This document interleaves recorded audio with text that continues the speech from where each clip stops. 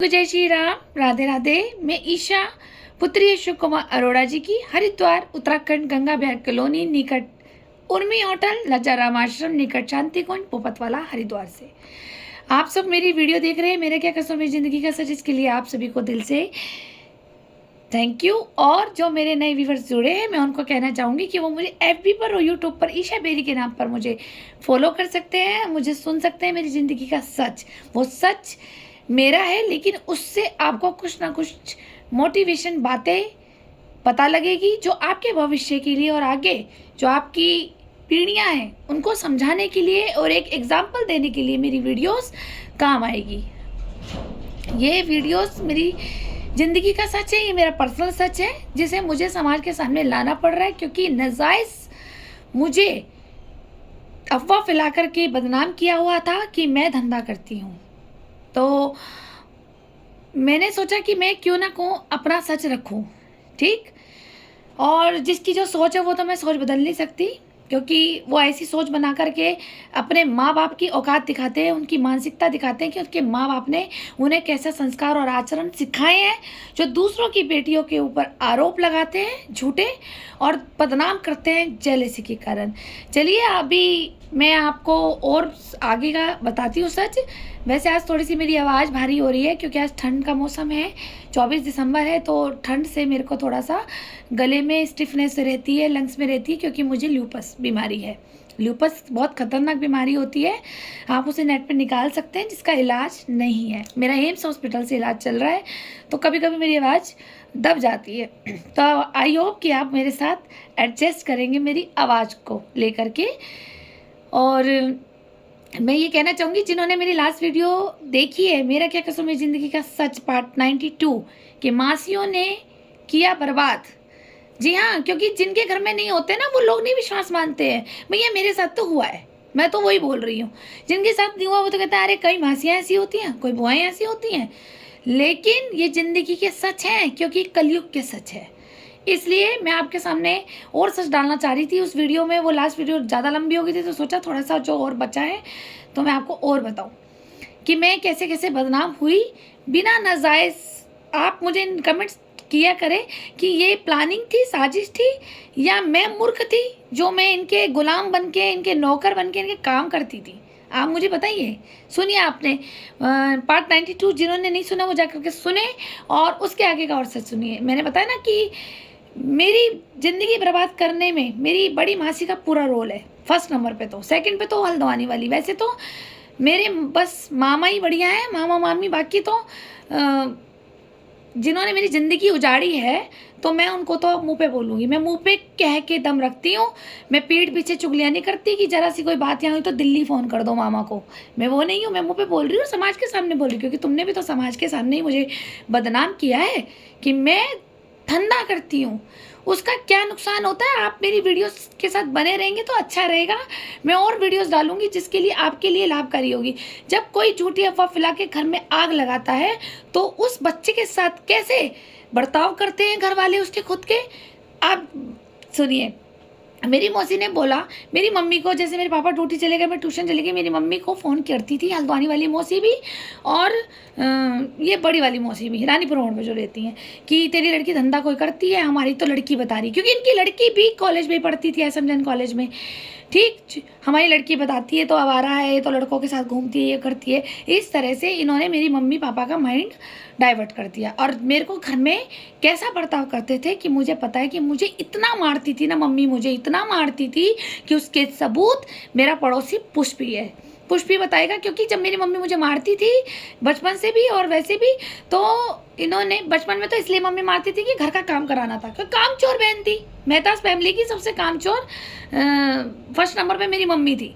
तो वो बचपन से ही मुझे घर के काम में, झाड़ू पोछा बर्तन, 12 साल की उम्र में मैं खाना बना लेती थी। अब आप सोचो, मैंने अपना बचपन नहीं खेला बाहर। जो हमारा समाज कहता है, जो हमारे राजनीति नेता कहते हैं कि बच्चे पढ़ाओ, इन्हें खेलने दो, ठीक है, इनको खेल कूद में आगे करो ताकि इनका शारीरिक विकास बने, तो वो नहीं बन पाया। मैं तो खुद ही एक छोटी सी रह गई, ठीक। तो ये क्या हुआ, घर के काम कराए जाते थे मुझसे, मारते थे। और जब मैं और बड़ी हुई, एसएम जैन कॉलेज गई, सेवा सदन स्कूल गई, तो वहाँ स्कूल में भी आकर के मेरी मम्मी, इन्होंने मम्मी का माइंड डाइवर्ट कर दिया कि मैं धंधा करती हूँ। मेरी मम्मी सेवा सदन स्कूल में रोज आने लग गई। मेरी सहेलियाँ बताएंगी, मेरी सहेलियों को पता है।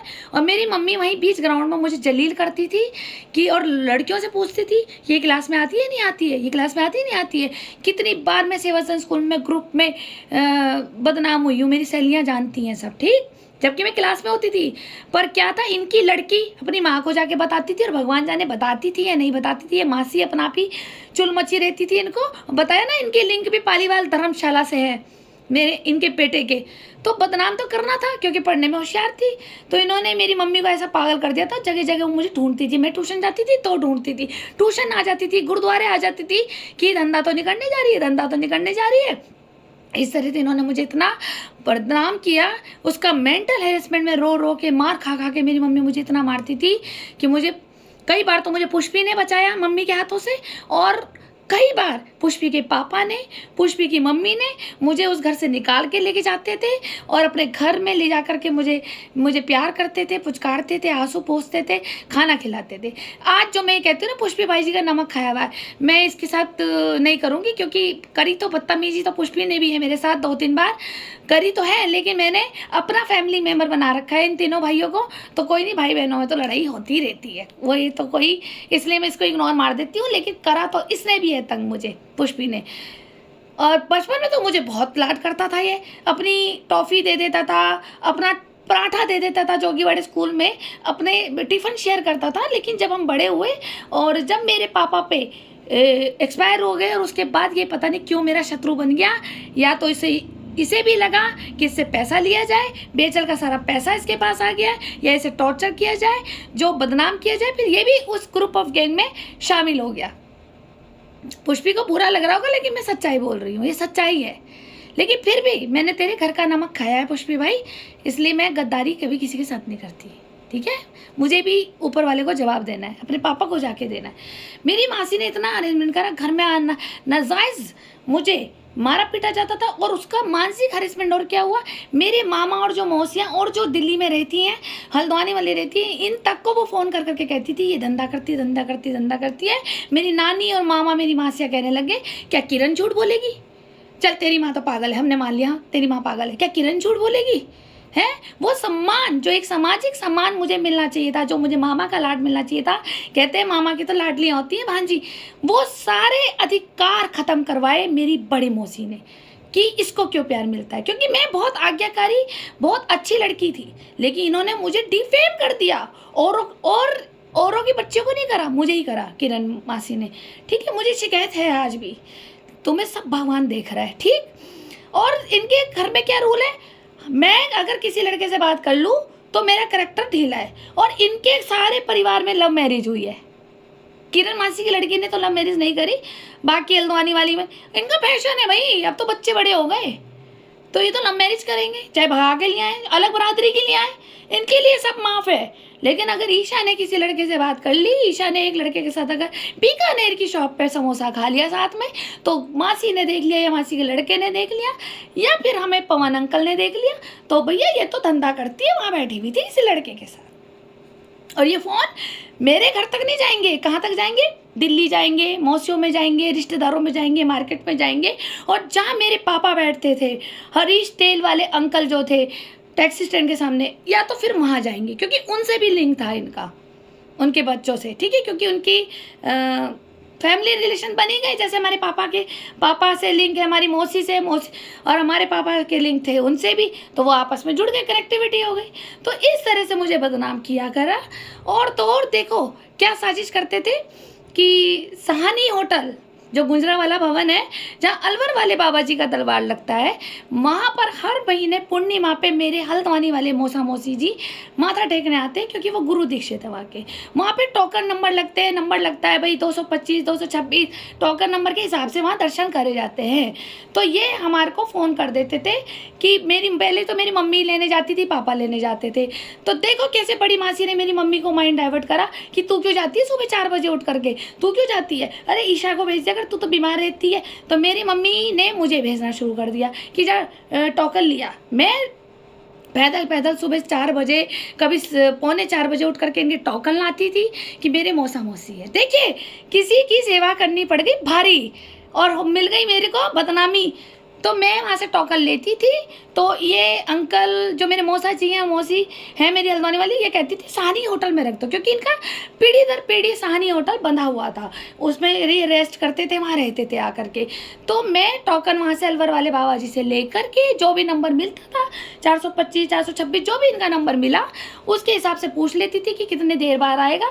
और मैं साहनी होटल पर वो टोकन नंबर रख करके कि भैया जो हल्द्वानी से मेरे ये मौसा मौसी जी आते हैं, उनको दे देना उनका नंबर, ठीक है। मैं अपने घर आ गई। अब वहीं से 4 बजे निकलते मुझे कई लोगों ने देख लिया, कई लोगों ने देखा, देखते ही है 4 बजे मॉर्निंग वॉक पे लोग जा रहे हैं, कोई कहीं जा रहा है, उन्होंने देखा अरे अरोड़ा जी की लड़की साहनी होटल से निकल रही है, ओहो ये रात को नाइट रुकती है, धंधा करती है, इसका मतलब चलती है, आइटम है ये। सब ने मुझे ऐसा करना शुरू कर दिया। किसका है ये षड्यंत्र? मेरी मौसियों का ना शामिल है ना। पालीवाल धर्मशाला, राहुल बेरी जी, माँ Lakshmi tour and travels, Amit Malhotra, Kiran Malhotra ji, Pawan Malhotra ji, Haldwani वाले मौसा मौसी, शानी होटल पे मुझे ठिकाने एक जवान लड़की को भेजता हुआ कोई पिता अच्छा लगता है? मौसा भी तो पिता ही होता है, भाई होता है, क्या अच्छा लगता है? नहीं, बदनाम करना था मुझे, जिसका मुझे भुगतान करना पड़ा सामाजिक नुकसान और मानसिक नुकसान, जो मैं तिल तिल रोती थी और चुप रहती थी, फिर भी मैं खुश रहती थी। मेरे मौसा जी अच्छे, मेरी मौसी बहुत अच्छी। कभी कोई कह दे मैंने चुगली करी हो, जो ये कहते हैं ईशा तो चुगलियाँ करती है, चुगलियाँ तो तुमने करी है। मैंने कहा ना, सबसे तेज प्रधान टाइम्स जो है ना न्यूज़ रिपोर्टर, वो भी पीछे है हमारी मौसियों के आगे, ठीक है। कि जिसके तलाक ना हो रहे हो तो वो फ्री के एडवोकेट मिलेंगी, मेरी मौसियाँ फ्री की सलाह अच्छी देती हैं और पतियों को पीछे से फ़ोन करके चुगलियाँ करती है। जैसे मेरे पति को फ़ोन करा था हल्द्वानी वाली मौसी ने कि इसको बच्चा तो होता नहीं, छोड़ दे तो बांझ है। चलिए नेक्स्ट वीडियो में मिलते हैं, आगे और बताऊंगी मेरे को कैसी मानसिक प्रताड़ना मिली। मैं अपनी वो मार कभी नहीं भूलूंगी, जो मेरी माँ मुझे मारती थी इस मासी के कहने पे, जो मुझे गर्म चाकू करके मुझे जलाती थी, मुँह के अंदर मिर्ची डालती थी, मेरे हाथ पैर बांध देती थी, मुझे 2-2 दिन खाना नहीं देती थी जब मैं सेवा सदन स्कूल में थी। मैं वो मार भूल जाऊं? मैं चुप थी, लेकिन अब मेरे पापा का सम्मान खराब हुआ है, ठीक है। मैं और बताऊंगी कि इसने मेरे पे एक और आरोप क्या लगाया नेक्स्ट वीडियो में, ठीक है। बने रहिए मेरे क्या कसम जिंदगी का सच। और हाँ, नीचे कमेंट करें कि षड्यंत्र किसका था, क्या आपकी भी मौसियाँ ऐसी हैं? और अगर तलाक लेना हो जिस पे पैसे ना हो और एडवोकेट करना हो तो फ्री की मेरी मौसियाँ आपके साथ आ जाएंगी। धन्यवाद।